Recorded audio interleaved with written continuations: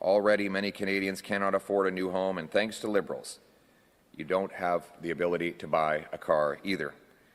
And I'm talking about what Mark Carney calls the zero emissions vehicle mandate, or let's call it what it really is, a $20,000 Carney Tax. Starting next year, the Liberals are going to punish auto manufacturers who, in the opinion of Liberals, sell too many gas-powered vehicles. If a company sells even one car over the government-imposed quota, they will face a $20,000 per vehicle tax, which will obviously be passed on to consumers. Now, that's not a penalty for the car company. They'll just pass it on. It's a penalty for you, the consumer. If you want to buy a vehicle that is gas-powered, then you will very likely face taxes on that vehicle if the Liberals are re-elected. This is Mark Carney's vision for Canada, a country where you don't get to choose what kind of car you drive, where prices on everything skyrocket to fund his radical ideology, where Canadian workers in places like Oshawa and Windsor face losing their jobs just to justify the ideological fantasies of out-of-touch bankers and Liberal ideologues, people who spend too much of their adult life outside of Canada, disconnected from the reality of Canadian life. Now, make no mistake, this is an attack on your paycheck, and it's a direct hit to the auto workers. Independent economist Dr. Ross McKittrick estimates that this Liberal ban on gas-powered vehicles and the attacks that it applies on the remaining vehicles that are allowed to be sold will kill 38,000 Canadian auto sector jobs and cost our economy $138 billion. That's billion with a B. And who benefits from all this? Foreign automakers. Tesla will benefit. Mark Carney wants you to pay a $20,000 tax on a gas-powered vehicle to pay credits to Tesla, a foreign automaker, sending our money and our jobs abroad once again. No wonder Donald Trump says he prefers when Liberals run Canada and keep the economy weak and costly. Of course he does, because their disastrous economic policies send our jobs straight south. And there's another big problem, the cars themselves.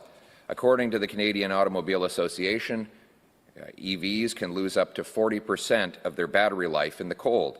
And that number comes from tests between -7 and -15. We all know that in Canada it gets a lot colder than that. So try in Saskatchewan in January when it's -25 or colder. Mr. Carney won't stop with taxing gas-powered vehicles. He wants to get rid of those vehicles altogether. Listen to the quote from his book, which he wrote just 4 years ago. Carney wrote that we need to, quote, use the regulatory policy to frame the future direction of our economy, such as explicit timetables to phase out internal combustion engines. These measures are critical, he says, and that's exactly what he plans to do. The Liberals have set a deadline to ban new gas-powered vehicles altogether by 2035, but that ban is phased in starting next year. In other words, this is not a tomorrow problem. This is a now problem. Dealerships like this one across Canada have no idea how they're going to meet these timelines, how they're going to continue operating and selling vehicles. Many will have to lay off salespeople and other staff, and many more will have to raise prices dramatically on Canadian consumers. This at a time when our economy is at record weakness and our consumers are taxed to the max. Mr. Carney doesn't care if your family has to choose between affording a warm home or a working car. He doesn't care if a young couple trying to start a life can't afford their first vehicle. Well, we've got news for Mr. Carney. Canadians are taking back control of their lives for a change. A new Conservative government will axe the Carney Tax.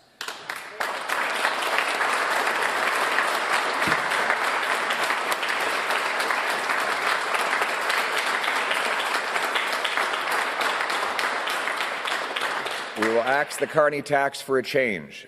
We will axe the Carney Tax to revitalize our auto sector and to make vehicles more affordable. no $20,000 tax on gas-powered cars, no permanent bans on the cars you love and rely on. Let me be clear, I have nothing against electric cars. If you want one, buy one. Free choice. Make your own decision. I encourage you to buy one that's made in Canada, and I go even further to say that a Conservative government would bring real change and axe the federal sales tax on any vehicles made in Canada so that you can save by buying Canadian.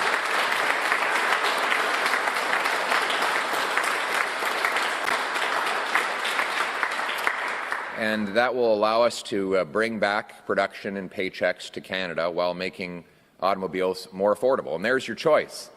You vote Conservative, and you get a tax cut on a Canadian-made car.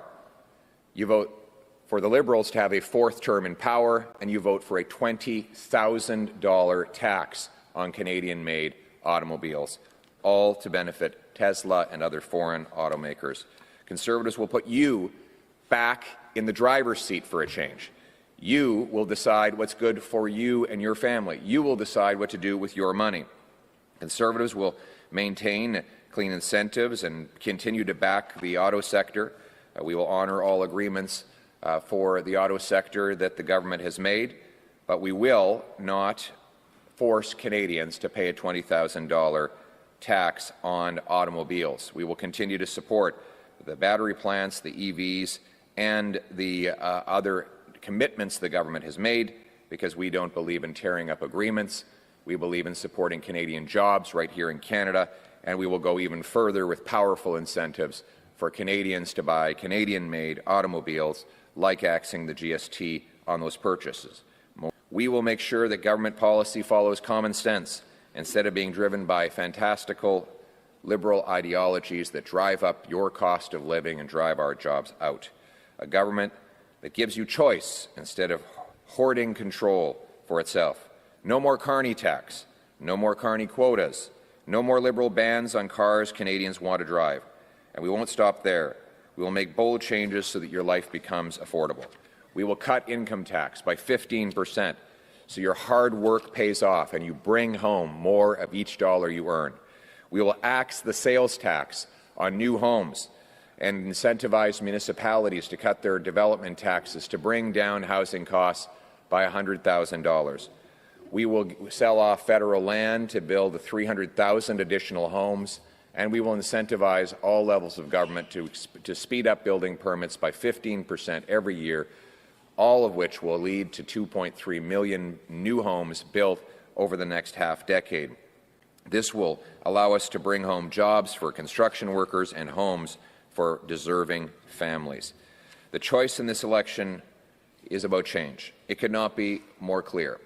After a lost Liberal decade of rising costs and crime, are we going to elect the Liberals for a fourth term with a reckless plan by Mark Carney to add even more spending than Trudeau? Or do we want change with a new Conservative government that will cut bureaucracy, consultants and foreign aid by $55 billion, lower taxes for Canadians, and unleash home building and resources so we can stand up for ourselves in a position of strength? After the lost Liberal decade, we can't afford 4 more years. Struggling Canadians can no longer afford to pay exorbitant grocery bills, housing bills, and now automobile bills. We need a new Conservative government that will focus relentlessly on bringing down the cost of living, ending Liberal inflation, restoring Canada's promise, where hard work gets you a beautiful life in a nice, affordable home on a safe street under our proud flag. That's what it means to bring change. Now, let's bring it home. Thank you very much.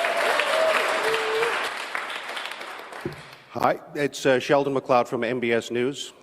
The parties, the leaders for the last number of weeks, for the last number of years have been telling us how they are different from each other, but after Monday, whoever forms government, the Prime Minister will be the Prime Minister of the entire country, not just the supporters that they have. So what is your plan to bring our country together to head on, to face the challenges that are in our future?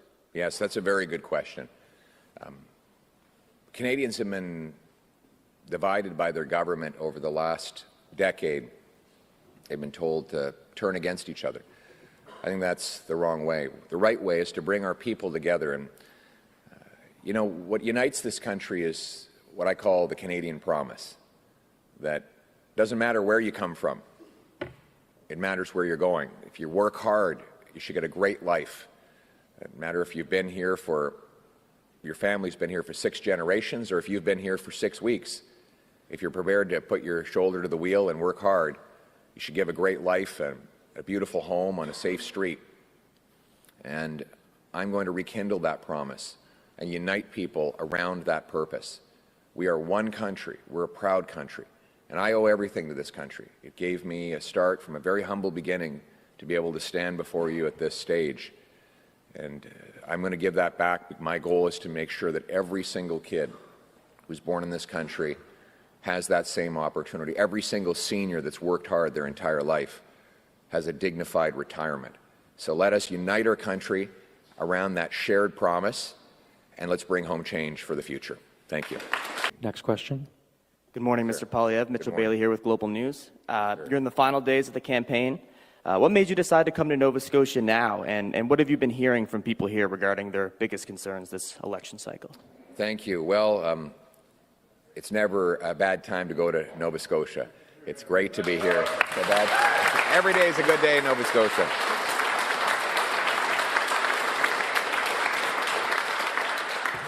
In fact, I think my friend Rick Perkins here thought that we should spend all of the 36 days of the campaign in Nova Scotia and never leave, which it's an incredible honor to be back. And what I'm hearing is that people want change. They want change. After a lost Liberal decade, Nova Scotians cannot afford to eat, heat, or house themselves. Housing costs have risen more in Halifax than in any other city in the country. The drug addiction crisis and crime crisis is raging out of control, and we can't afford a 4th Liberal term of rising costs and crime. The people of Nova Scotia and Canada need a change. Change so that they can afford food and housing, change so that they're safe on their streets, change to put Canada first.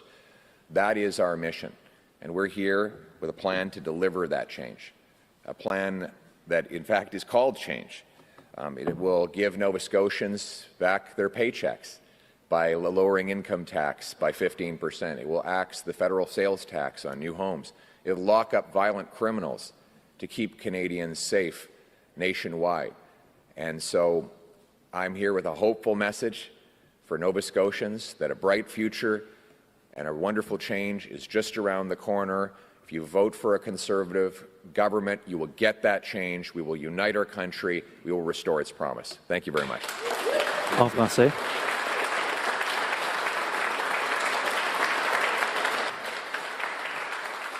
Good morning, Mr. Poilievre. Good morning. Pat Healy from the Laker News. Yes, sir. With the threat of U.S. tariffs impacting the auto industry, how would you work to ensure that impact is limited? First of all, I will axe the Carney Tax.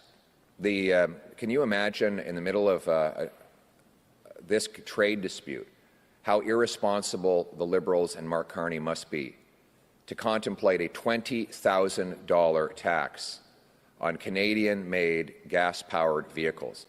It is utterly reckless. Not only is Mr. Carney continuing with the disastrous policies of Justin Trudeau, he wants to take them even further. Taxing your vehicle at $20,000 will mean you won't be able to afford one. So when people's old vehicle is breaking down and they can't afford a new car, they can't afford the Carney tax, how are they going to get to work? What are they going to do? And how are we going to keep jobs in this country when there's a new tax, Liberal tax, on vehicles? I will axe that tax, and I will let Canadians choose their own automobile. They will make their own decisions for themselves. Rural people, suburban folks need cars and trucks, and we need to protect their ability to make that decision. Furthermore, we want to encourage Canadians to buy Canadian automobiles. So we will axe the sales tax on Canadian cars. So here you have a choice. You vote for a 4th Liberal term, you're going to get a $20,000 tax on your gas-powered automobile. You vote Conservative, you're going to get a tax-free vehicle that is made in Canada, knowing that you'll be creating jobs for fellow Canadians and strengthening our economy.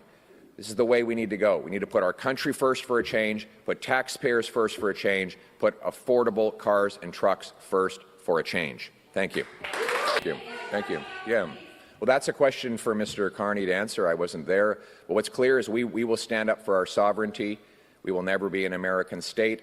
And we will focus on what we can control, which is to reverse the disastrous Liberal economic policies that Mark Carney advised Justin Trudeau to take, which have driven up the cost of living and driven our jobs south.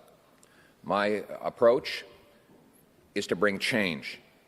Change by cutting bureaucracy, taxes, and bringing down the cost of living. Change by unleashing the construction of new homes and Canadian resources to bring back the $500 billion that Liberals pushed south. Change so that Canadians can create jobs here at home. My plan will cut taxes on work, investment, home building, and energy so that we can unleash production and powerful paychecks and stand up for our country from a position of strength for a change. Thank you very much. Thank you, everyone. That concludes today's press conference.